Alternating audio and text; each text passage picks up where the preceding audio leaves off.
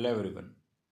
Billions of dollars of steel and high-tech weaponry gather in the middle of the ocean. What do you think of it?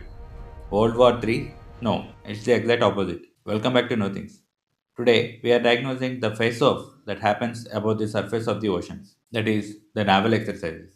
Are they just expensive photos? Or are they the only thing that stop the next major conflict? At their core, they are a paradox. Navies of the nations practice the art of war, hoping there wouldn't be one tomorrow. But all gatherings are not the same. Let's break down the massive differences across the India's biggest maritime events. First, we have to separate shows from work. On the ceremonial side, we have fleet reviews. For example, the International Fleet Review is a global maritime parade and a diplomatic goodwill. Dozens of foreign navies anchor peacefully to demonstrate goodwill. India hosted one in 2001 in Mumbai and in 2016 in Vizag. The third fleet review India hosting is in 2026 in Vizag.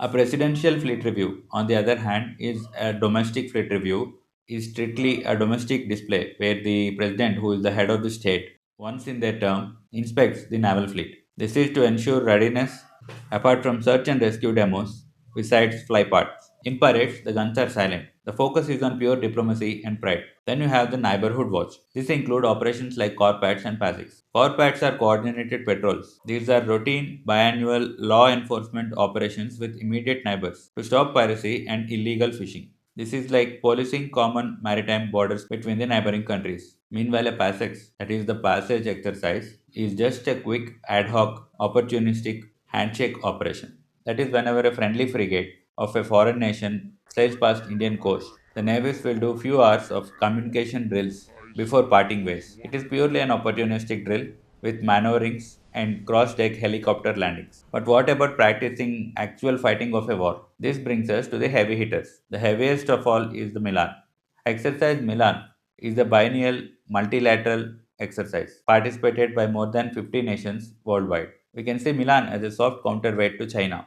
In the region of Indian Ocean, the strategy of Milan is regional security leadership besides interoperability. Complex warfare maneuvers, live fire drills demonstrate India's strategic strength and capacity to convene a massive coalition in the Indian Ocean region. Apart from Milan, there are other annual or biennial, bilateral, and trilateral naval exercises by Indian Navy. Tropex is India's domestic, massive, internal theater level war game, testing how its entire military transitions from peacetime to full combat. Besides, there are deep one-to-one combat drills. India runs Varuna with France and GMEX with Japan, Ausindex with Australia, and Slinex with Sri Lanka, and Konkan Shakti with United Kingdom. There is a trilateral naval exercise called IPSUMMER between India, Brazil, and South African navies.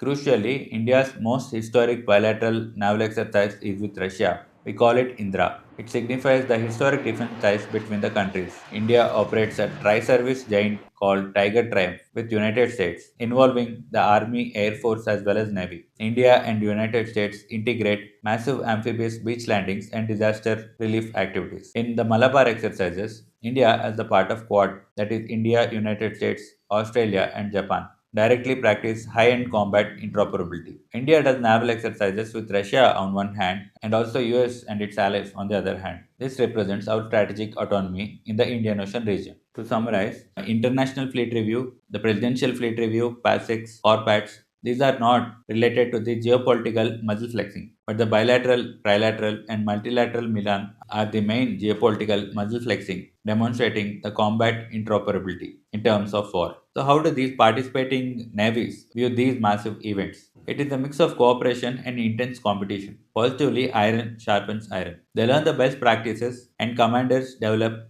personal relationships. If a real crisis happens tomorrow, it helps in teamwork. But there is also a very competitive underside. When you sail next to the another navy, you are studying them. That how fast the other crew reacts and how good are their radar systems. Every exercise is also a friendly intelligence gathering mission. These naval exercises, especially Milan, Malabar, Indra, are a signal to potential adversaries that these navies can and will fight together to keep the oceans open. Whether it's a ceremonial handshake in the harbor, a routine border patrol, or a high stakes submarine hunt in the deep ocean. These exercises are the heartbeat of modern maritime strategy. Navies have to prove that they are ready for war today just to ensure there wouldn't be one tomorrow. Thanks for watching Nothings. Please subscribe and share, and do mention in the comments the topics you want to know more. Thank you.